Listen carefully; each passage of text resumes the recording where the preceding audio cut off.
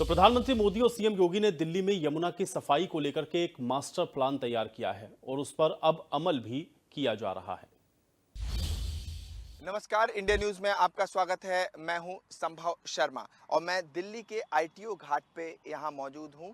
मेरे साथ मेरे वीडियो जर्नलिस्ट अवधेश चौरसिया हैं। मैं उनसे कहूंगा पैन करके जरा यमुना की तस्वीरें आपको दिखाएं, इस समय की क्या स्थिति है। ऊपर ऊपर से यमुना साफ दिख रही है, लेकिन कुछ बड़े इंपॉर्टेंट पैरामीटर्स हैं, फैक्टर्स हैं जो कि सेंट्रल पोल्यूशन कंट्रोल बोर्ड ने उजागर किए हैं। खासकर ई कॉलीफॉर्म लेवल जो कि 6400 गुना परमिसिबल लिमिट से ज़्यादा यहाँ दिल्ली में पाया गया है। इसका मतलब ये बनता है कि ये नदी लगभग लगभग पूरे तरह से दूषित है इस समय और बहुत कुछ किया जाना बाकी है। देखिए, दो चीज़ें बहुत महत्वपूर्ण होती हैं नदी के जीवन में, और वो है बायोलॉजिकल ऑक्सीजन डिमांड की इसके अंदर डिजॉल्व्ड ऑक्सीजन कितनी है, उसी पर निर्भर करता है कि मछलियाँ इसमें कितनी रहेंगी और एक्वेटिक लाइफ ये कितनी सपोर्ट करेगी। उसके अलावा ये ई कोलिफॉर्म का लेवल, ई कोलाई लेवल, अगर ई कोलाई लेवल बहुत बड़ा हुआ है, इसका मतलब बन रहा है कि जो ह्यूमन एक्सक्रीटा है, जो मलमूत्र है, वो सीधे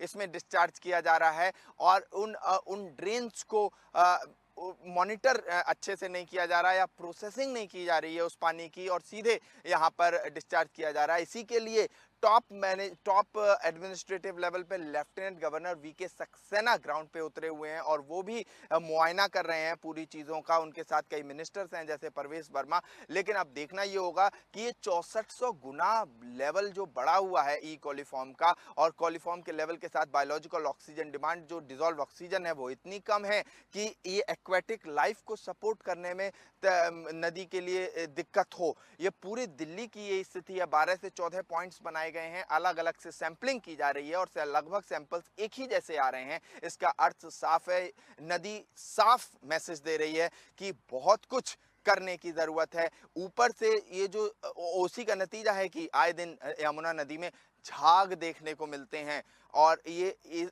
इस पर कब तक काम, कितना समय लगेगा, ये तो सरकार ही क्लियर कर पाएगी। लेकिन जो यही नदी 100 से 150 किलोमीटर पीछे आप चले जाएं तो इसकी दशा काफ़ी अच्छी है। बायोलॉजिकल ऑक्सीजन डिमांड बहुत बेहतर है और उसके साथ साथ इकोलाई लेवल बहुत कंपैरेटिवली जो फिगर्स हैं बहुत सही हैं। लेकिन दिल्ली में एंटर करने और दिल्ली से पीछे से ही लगभग हरियाणा से ही स्थिति खराब होने लगती है इस नदी की, और आगे जाते जाते स्थिति और खराब हो जाती है। क्योंकि एक नदी है हिंडन, जो है जब दिल्ली और एनसीआर से लगभग निकल जाती है, नोएडा में हिंडन नदी मिलती है इससे आके, और वो भी काफ़ी दूषित नदी है।